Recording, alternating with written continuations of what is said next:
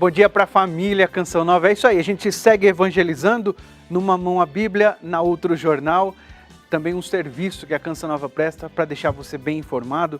Agora são 9 horas e 30 minutos, 9h30. O Vaticano afirmou que diversas decisões por conta da pandemia podem ter corroído direitos como liberdade religiosa. Por outro lado, reconhece que a crise que o mundo enfrenta ampliou a compreensão da defesa da vida. Vamos saber também como está sendo o retiro de Quaresma do Papa e a situação do combate à Covid-19. No Rio Grande do Sul, quase 100% das UTIs estão ocupadas. O governo tem adotado medidas mais duras para evitar um colapso na saúde. E o Rio de Janeiro começa a sentir um pequeno alívio com a retomada da vacinação. Em Brasília, nossa equipe traz as últimas notícias da medida que autoriza estados e municípios a comprar vacinas contra a Covid-19. E ainda, o governo federal entregou ao Congresso uma medida provisória que trata da privatização da Eletrobras. Vamos falar da situação de quem depende do auxílio emergencial, que socorreu milhares de famílias diante do cenário de desemprego criado pela pandemia da Covid-19. E agora você fica com imagens aqui da Vila Mariana, onde estão os estúdios da TV Canção Nova em São Paulo. Na capital paulista, mais um dia quente com termômetros entre 21 e 30 graus. Dia de sol com muitas nuvens e pancadas de chuva entre a tarde e a noite. Vamos juntos até 10 da manhã, mas tem um intervalo rapidinho, não sai daí não, fica com a gente.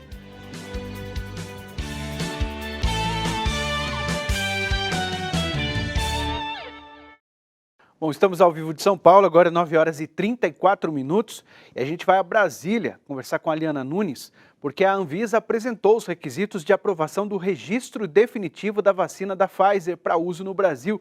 Oi, Liana, bom dia para você.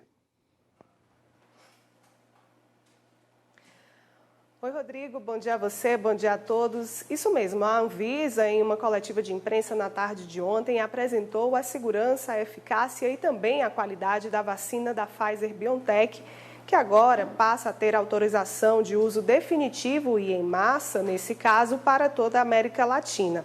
Inclusive, Rodrigo, sobre este assunto, nós temos então a fala da doutora Rosana Paiva, ela que é infectologista e também professora da PUC, e fala um pouco justamente sobre a importância desse registro definitivo e também do significado desse registro para o Brasil. Vamos acompanhar. Então, significa que nós temos a primeira vacina aprovada definitivamente, né? Em definitivo, né? Então, as outras vacinas, a Coronavac, que vem sendo utilizada, assim como a Oxford da AstraZeneca, elas foram liberadas pela Anvisa em caráter emergencial, provisório, por conta da epidemia, né? Então, são vacinas experimentais, né? Essa vacina da Pfizer, ela já foi utilizada em 44 mil voluntários, né? E eles em diversas faixas etárias, inclusive nos idosos e maiores de 16 anos, né? E ela mostrou uma proteção de 75% a 95%. Bom, aí qual seria a desvantagem dessa vacina? Primeiro, ela precisa de uma rede de frios, né, que nós não dispomos aqui no Brasil, então ela teria que ser toda adaptada e isso traz um grande custo, né, que ela necessita de menos 75, menos 70 graus centígrados, né, o laboratório já está deixando por menos 20 graus centígrados. A nossa rede de frios, que tem um sistema muito bom e abrangente aqui no Brasil, ele lida com uma temperatura de 2 a 8 graus centígrados. Essa vacina trouxe problema por conta da temperatura até na Europa, nos Estados Unidos, e eles estavam no inverno, né? O segundo grande problema é que o laboratório não abre mão do governo se responsabilizar por possíveis danos ou efeitos adversos da vacina em qualquer tempo, a curto, a médio, a longo prazo, para sempre, né? E o Ministério está achando isso pesado demais, né? E isso, então, qualquer dano financeiro, qualquer dano de saúde às pessoas ficaria sob a responsabilidade do governo, né? Então, nós temos um impasse aí, porque isso não é só para os residentes no Brasil, mas também os brasileiros que tomarem a vacina no exterior, né? Então, isso deve estar sendo resolvido. E olha, falando em vacina, a Câmara dos Deputados aprovou também uma medida provisória que facilita a compra de vacinas. Assim, os estados e municípios vão poder fazer essa compra com uma facilidade, de uma certa forma, em relação aos processos de licitação e também com regras mais flexíveis na negociação. Esse texto agora segue para análise no Senado Federal. Rodrigo. Liana, eu sei que você tem mais assuntos para trazer para a gente aí. E um desses assuntos diz respeito a uma possível privatização da Eletrobras, né? É um projeto aí que já vem sendo discutido desde 2017, com o início do governo Temer. Conta pra gente essa e outras notícias que você tem pra gente. Isso mesmo. O presidente Jair Bolsonaro, juntamente com o ministro da Economia, Paulo Guedes, esteve presente ontem no Congresso Nacional e entregou tanto para o presidente do Senado, como também para o presidente da Câmara Federal, essa medida provisória que indica, então, a privatização da Eletrobras. O presidente Jair Bolsonaro afirmou que essa agenda de privatizações continua a todo vapor no país, justamente com o objetivo de diminuir os custos com empresas estatais e, assim, então, dar sinais positivos ao mercado para atrair investimentos para o país. E falando também um pouco sobre a agenda do presidente, hoje Jair Bolsonaro já está no estado do Acre acompanhando toda a situação complicada que existe por lá em relação às enchentes. Mas o presidente retorna para Brasília ainda hoje porque à noite acontece então a cerimônia de posse de 2 ministros. João Roma assume o Ministério da Cidadania e Onyx Lorenzoni assume então a Secretaria-Geral de Governo. Rodrigo. Obrigado pelas informações. E o governo analisa a possibilidade de liberar nova ajuda financeira para a população. Em 2020, o auxílio emergencial beneficiou 68 milhões de brasileiros. O fim da renda extra expôs problemas sociais do país, como o aumento da pobreza. Logo no início de 2021, quase 13% dos brasileiros passaram a viver abaixo da linha de pobreza extrema, com R$ 246 por mês. Ao todo, 27 milhões de pessoas estiveram nessa posição no país. O aumento é significativo em comparação com o segundo semestre do ano passado. Em agosto, o índice era de 4,5%, o menor da série histórica. A pandemia agravou a situação da população mais necessitada. A questão do desemprego também foi um pouquinho ruim, pois aqui na minha casa somos em 3 adultos e 2 crianças, e dessas 3 pessoas adultas, 2 estavam trabalhando, porém um pouquinho difícil de manter os gastos. Na análise de especialistas, a renda obtida pelo auxílio emergencial ameniza a situação. Ele seria para aliviar um pouco o agravamento que a pandemia trouxe para essas pessoas pobres e o agravamento na quantidade também, no número de pessoas que estão sem renda, sem condições hoje de ter comida na mesa. Quem recebia o benefício também concorda. E além de conseguir arcar com as despesas da minha faculdade, que é uma grande coisa profissional para mim, eu consegui ajudar um pouquinho mais em casa. O governo federal ainda estuda medidas para retomar o auxílio financeiro. Uma das sugestões é oferecer a quantia de R$ 250 mensais para 33 milhões de brasileiros. Quando a proposta definitiva for apresentada, será necessária a aprovação no Congresso Nacional. A estimativa da presidência do Senado é que o pagamento seja feito em 4 parcelas. A alternativa econômica teria uma condição: um acordo com o Congresso para aprovação de corte de gastos. Manutenção de prédios, organização como um todo, enfim, gastos particulares aí, eles precisam ser reduzidos sim, e investimentos aumentados. Ressalta ainda que para isso a fiscalização é essencial. investigar essas pessoas que estão fazendo a solicitação, né? Ter um acompanhamento da Caixa dessas pessoas. Então tudo é muito importante para que esse dinheiro não seja um grande desvio. A seguir, vamos saber como está a saúde pública no estado do Rio Grande do Sul. Agora temos imagens de Jacarepaguá, no Rio de Janeiro. Por lá, a máxima prevista é de 36 graus. Apesar de ter muitas nuvens, na imagem a gente não vê quase nuvens não. Não chove na capital fluminense nesta quarta-feira.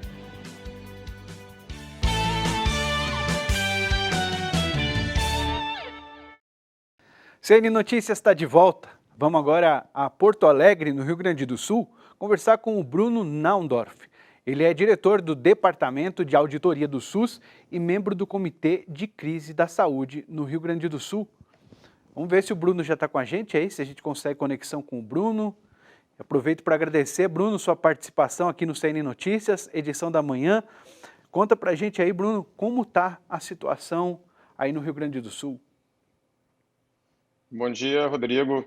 Hoje nós estamos numa situação preocupante, né, mas de muita atenção. Nos últimos 30 dias, nós pulamos de 2.383 pacientes internados para hoje termos 4.527 pacientes entre suspeitos e confirmados para Covid.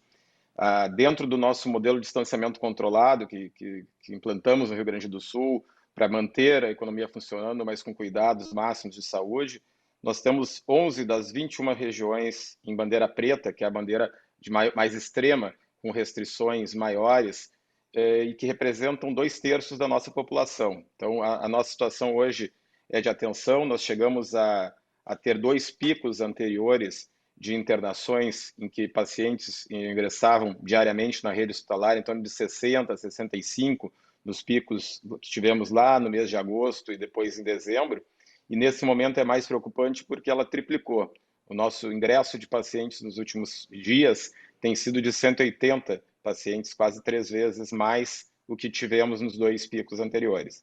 Então é um momento de atenção, de reforço a toda a rede, de acionarmos no nosso plano de contingência a nossa fase 4, que é a última fase, em que vamos fazer mais abertura de leitos, utilização de leitos que possam atender pacientes fora, inclusive das áreas Covid, para poder permitir um atendimento possível, né, à população do Rio Grande do Sul nesse momento de crise maior que nós estamos passando. Bruno, eu agradeço a sua participação, a sua entrevista aqui. Desejo um bom trabalho, né? Você tem muito trabalho pela frente e, né, saúde para toda a população do Rio Grande do Sul. É o que todos desejamos. Obrigado. A todo o Brasil. E no Rio de Janeiro também um alívio com a chegada de mais doses da vacina de Oxford e com a retomada da imunização em localidades como Duque de Caxias. As informações com a Silvia Helena Gonzaga. 2 milhões de doses de vacina chegam ao Aeroporto Internacional do Galeão, no Rio de Janeiro, e são levadas para a Fundação Oswaldo Cruz, em Manguinhos, para que seja feita a checagem dessas vacinas que são da Oxford AstraZeneca. A previsão é que as doses estejam prontas ainda nessa quarta-feira para serem distribuídas aos estados brasileiros através do PNI, o Programa Nacional de Imunização. Nessa conferência é feita a checagem da integridade da carga, a conferência da temperatura, é feita a etiquetagem dos frascos com informação em português, além da análise de protocolo de uma amostra. O Rio de Janeiro se anima, né, de realizar essa missão e fazer com que essas vacinas cheguem aos estados que tanto precisa. Cada quantidade de vacina que chega é uma alegria, né, para o nosso povo brasileiro, para que tenhamos acesso a essa imunização. Uma notícia também bastante boa no Rio de Janeiro é que o município de Duque de Caxias voltou a vacinar os seus idosos. São 8.000 doses que chegaram e estão sendo fornecidas para os idosos acima de 80 anos. Estamos aqui no Rio de Janeiro torcendo, não é, para que cada um faça a sua parte, continuemos nos cuidando, porque o vírus exige ainda essa vigilância da nossa parte, né? Que possamos usar as máscaras, usar o álcool gel e fazer todos os cuidados ainda necessários, porque o Brasil precisa do empenho de cada um de nós fazendo a nossa parte. Silvia Gonzaga, do Rio de Janeiro, para o Canção Nova Notícias, primeira edição. Isso aí, Silvinha, obrigado pelas informações. Bom, o Acre segue em alerta devido às cheias dos rios. Chove forte em várias regiões do país. Veja então a previsão do tempo para hoje. Quarta-feira sem previsão de chuva para a maior parte do Rio Grande do Sul. Já entre o norte gaúcho, Santa Catarina e Paraná, tem alerta para temporais a qualquer hora. Chove forte também no sul e leste de São Paulo. Nas outras áreas da região, sol e pancadas isoladas entre a tarde e a noite. Chove entre a tarde e a noite também em boa parte do centro-oeste. As pancadas podem vir de moderada a forte intensidade. No norte tem previsão de chuva em toda a região. As pancadas devem ser mais fortes no oeste do Amazonas e no Acre. Chove no interior do Nordeste e entre o oeste da Bahia, Piauí, Maranhão e Ceará. Já no litoral da região, a chuva é passageira. A seguir, o retiro espiritual do Papa Francisco e o alerta do Vaticano para restrições que podem ferir a liberdade religiosa. Vamos para o intervalo com imagens da Baía de Todos os Santos, em Salvador. Não chove na capital baiana, a máxima é de 32 graus.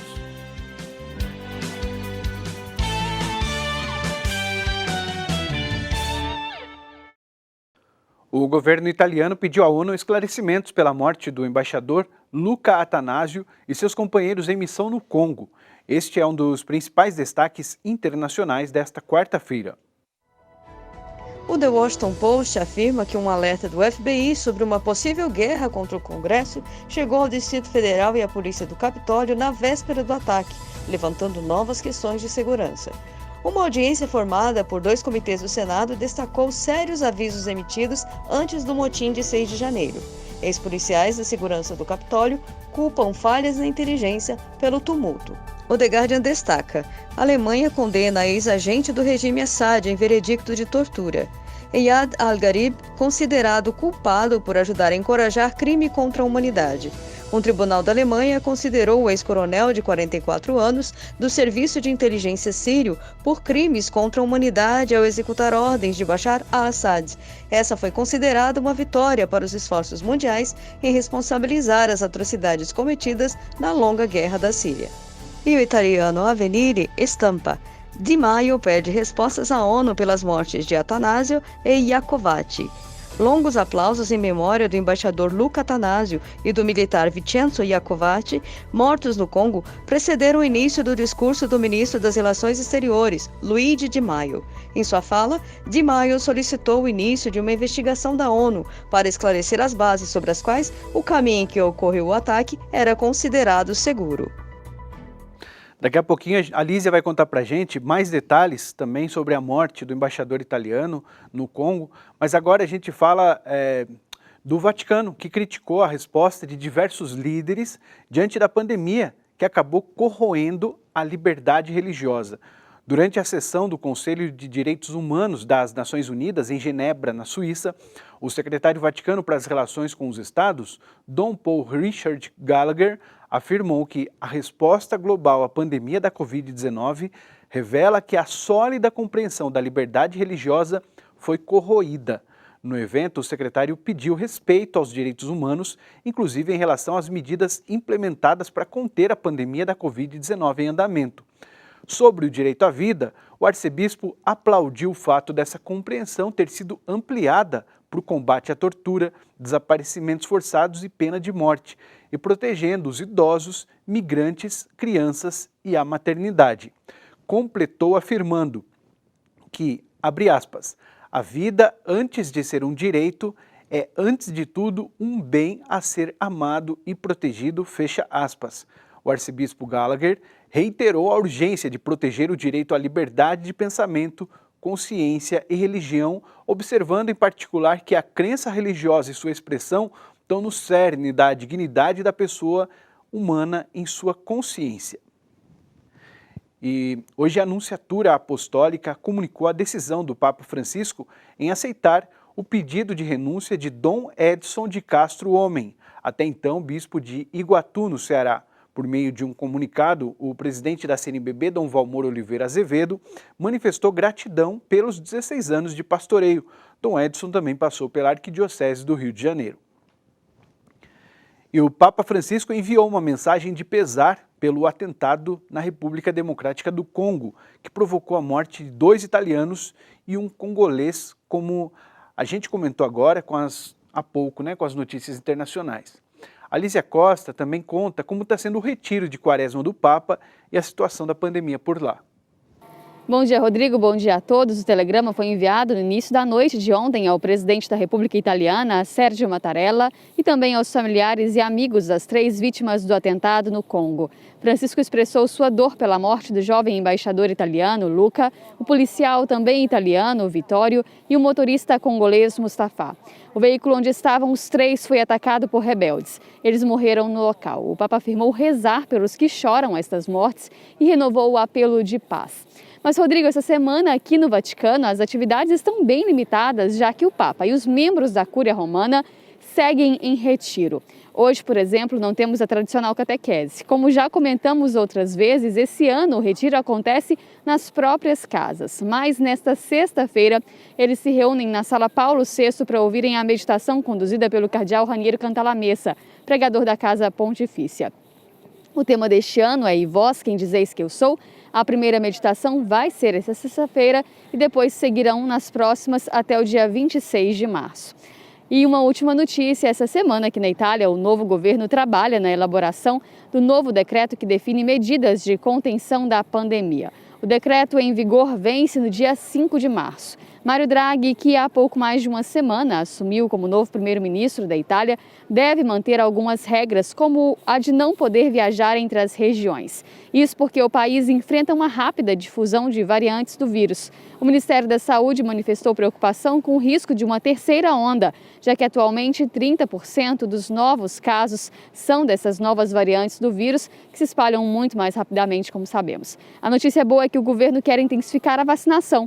No momento já foram vacinadas as equipes de saúde, idosos que vivem em casas de repouso e atualmente se vacina aqueles que têm mais de 80 anos de idade. Ficamos nessa expectativa de aumentar esse ritmo aí da vacinação também aqui na Itália. De Roma, Lísia Costa para o Canção Nova Notícias, edição da manhã. Bom, e você que está aqui na Grande São Paulo, deseja viver uma experiência mais intensa com Deus nessa quaresma? Venha participar hoje, aqui na Canção Nova em São Paulo, da missa votiva a São Miguel Arcanjo, às 7h30 da noite. Hoje teremos a presença do padre Diogo Albuquerque. A programação começa às 6 da tarde com o terço, depois tem a missa e encerra com a adoração ao Santíssimo Sacramento. Mais informações, acesse saopaulo.cançãonova.com.